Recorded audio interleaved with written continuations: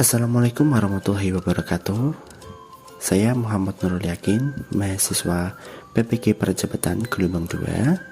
Di sini saya akan mendemonstrasikan secara kontekstual terkait strategi, rancangan, perencanaan, dan pelaksanaan pembelajaran intrakurikuler dan asesmen yang efektif.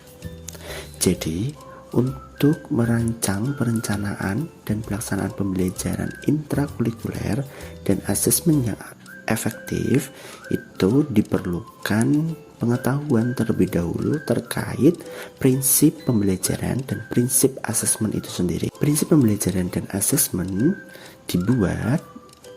diharapkan dapat memandu pendidik dalam merencanakan dan melaksanakan pembelajaran yang bermakna. Adapun prinsip pembelajaran itu ada 4. 1. Pembelajaran dirancang dengan mempertimbangkan tahap perkembangan dan tingkat pencapaian peserta didik saat ini sesuai dengan kebutuhan belajar serta mencerminkan karakteristik dan perkembangan peserta didik yang beragam sehingga pembelajaran menjadi bermakna dan menyenangkan. Nomor 2, pembelajaran dirancang dan dilaksanakan untuk membangun kapasitas untuk menjadi pembelajar sepanjang hayat. Yang ketiga, proses pembelajaran mendukung perkembangan kompetensi dan karakter peserta didik secara holistik. Yang keempat, pembelajaran yang relevan yaitu pembelajaran yang dirancang sesuai konteks lingkungan dan budaya peserta didik serta melibatkan orang tua dan komunitas sebagai mitra. Dari prinsip pembelajaran ini yang perlu kita garis bawahi adalah perlu kita mengenal karakteristik siswa. Yang kedua adalah kita harus membangun bahwasanya pembelajaran itu sepanjang hayat yang dimana tidak hanya sebatas di sekolah saja, tapi tahapan perkembangannya itu adalah bisa pada saat setelah sekolah. Oleh karenanya pembelajaran itu bisa dikonsepkan sepanjang hayat. Selanjutnya yang ketiga yaitu karakter peserta didik yang holistik. Jadi mereka diharapkan diberikan landasan dari holistik yang ada atau budaya atau kekhasan dari lingkungan di sekitarnya sehingga mereka bisa menumbuh kembangkan pemikirannya sesuai dengan realita kehidupan mereka di sekitarnya. Terus yang keempat adalah kita perlu menggandeng beberapa mitra untuk mendukung tumbuh kembangnya anak, terutamanya adalah orang tua, karena keluarga merupakan sumber belajar yang pertama. Selanjutnya adalah prinsip asesmen.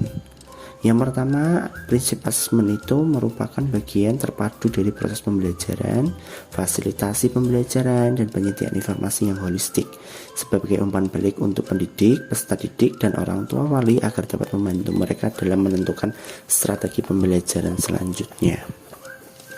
Jadi di sini asesmen itu memberikan fasilitas pembelajaran dan penyedia informasi holistik, lebih kepada ketika kita memberikan tes diagnostik. Nah, itu akhirnya kita tahu secara holistik anaknya itu mempunyai latar belakang seperti apa begitu, etnisnya apa, agamanya apa, dia sukanya apa begitu. Nanti bisa disesuaikan dengan pembelajarannya seperti tadi, akhirnya menuju pada prinsip pembelajaran yang holistik tadi. Yang kedua, asesmen dirancang dan dilakukan sesuai dengan fungsi asesmen tersebut dengan keleluasaan untuk menentukan teknik dan waktu pelaksanaan asesmen agar efektif mencapai tujuan pembelajaran. Nah, keleluasaan untuk menentukan teknik dan waktu pelaksanaan asesmen ini itu adalah menjadi tanggung jawab seorang guru. Jadi guru bisa memberikan bentuk asesmen yang memang sesuai dengan kondisi siswa, dengan waktu yang ditentukan sehingga siswa tidak merasa keberatan begitu. Yang ketiga, asesmen dirancang secara adil, proporsional, valid, dan dapat dipercaya untuk menjelaskan kemajuan belajar, menentukan keputusan tentang langkah dan sebagai dasar untuk menyusun program pembelajaran yang sesuai selanjutnya. Jadi dari hasil asesmen ini guru dapat menjadikan patokan begitu. Jadi hasilnya dijadikan patokan untuk tindak lanjut selanjutnya. Apakah anak ini nanti akan perlu treatment apa agar bisa meningkatkan pemahamannya, bisa meningkatkan capaian pembelajarannya, begitu. Yang keempat, laporan kemajuan belajar dan pencapaian peserta didik bersifat sederhana dan informatif, memberikan informasi yang bermanfaat tentang karakter dan kompetensi yang dicapai serta strategi tindak lanjut. Jadi nanti untuk luarannya, harapannya asesmen ini memiliki informasi yang sederhana dan bersifat sederhana dan informatif, begitu. Jadi terdiri dari karakter dan kompetensi. Contohnya adalah luaran rapot. Nanti rapotnya tidak hanya nilai saja, tapi ada keterangan. Oh, anak ini unggul dalam ini, sudah bisa mencapai ini, tapi belum bisa maksimal di ini. Sehingga nanti bisa menjadi refleksi diri bagi guru, refleksi diri bagi siswa, bagi orang tua, untuk bagaimana caranya agar yang sudah meningkat semakin ditingkatkan, yang belum meningkat bersama-sama digandeng untuk bisa meningkatkan. Yang kelima, hasil asesmen digunakan oleh peserta didik, pendidik, tenaga pendidikan, dan orang tua sebagai bahan refleksi untuk meningkatkan mutu pembelajaran, seperti halnya yang tadi saya sampaikan berkaitan dengan hasil dari asesmen itu. Nah, dari pengetahuan prinsip pembelajaran dan prinsip asesmen, maka akhirnya nanti kita akan bisa merancang pembelajaran dan asesmen efektif untuk intrakurikulernya sesuai dengan kurikulum Merdeka.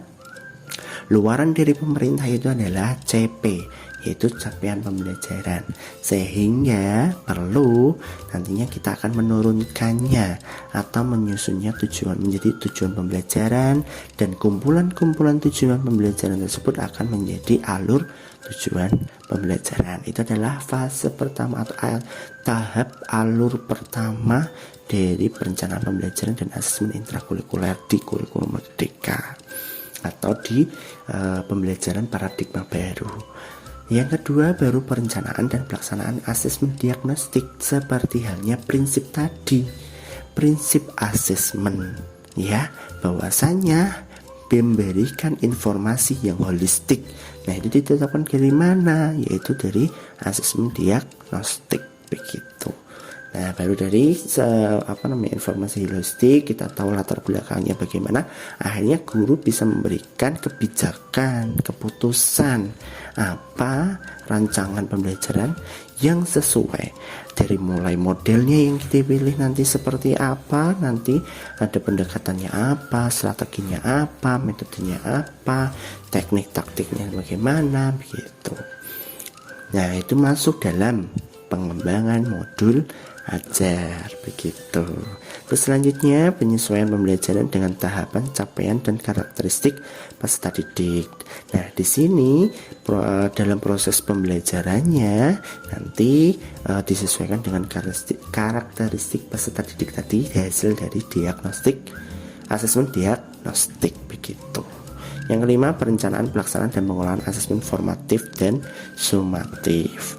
Nanti dari pengetahuan asesmen diagnostik, akhirnya nanti dalam proses mengarahkan atau menuntun siswa agar dapat mencapai tujuan pembelajarannya, ya, makanya perlu adanya asesmen untuk mengontrolnya dan melihat keberhasilannya dari asesmen formatif dan sumatif ini. Formatif itu selama proses pembelajaran, awal pembelajaran. Nah, sedangkan sumatif itu adalah ketika di akhir pembelajaran. Nanti setelah itu melakukan pelaporan hasil belajar, baik berupa nilai yang disampaikan secara berkala dan umpan balik secara berkala sampai nanti menjadi rapot. Terus yang terakhir adalah evaluasi pembelajaran dan asesmen. Di sini nantinya luarannya dari itu tadi juga, yaitu rapot dan portofolio yang sudah jadi, begitu. Nah, ini adalah contoh praktik baik ya dari asesmen formatif dan sumatif. Jadi asesmen sebagai proses pembelajaran, asesmen as learning, ya. Asesmen untuk pembelajaran, asesmen for learning, dan asesmen di akhir pembelajaran yaitu asesmen of learning. Asesmen yang as learning ini adalah refleksi proses pembelajaran. Nah, sedangkan yang for learning itu adalah perbaikan. Nah, yang of learning itu adalah evaluasi pada akhir proses pembelajaran. Ketika as learning dan for learning ini adalah bedanya pada titik di mana, ya kan? Kalau as learning itu lebih melibatkan peserta didik secara aktif dari mulai penilaian self assessment, terus penilaian antar teman, itu adalah as learning. Kalau for learning itu bisa melalui beberapa kegiatan penilaian lainnya, mulai dari soal terkait diskusi dan lain sebagainya, diamati dari guru, nanti memiliki anekdot. Nah, itu nanti menjadi assessment for learning. Untuk evaluasi di akhir yaitu assessment of learning itu adalah bisa mulai dari tes tertulis, tes lisan, dan lain sebagainya. Begitu. Itu adalah praktik baik asesmen formatif dan sumatif. Sehingga teman-teman semuanya itu adalah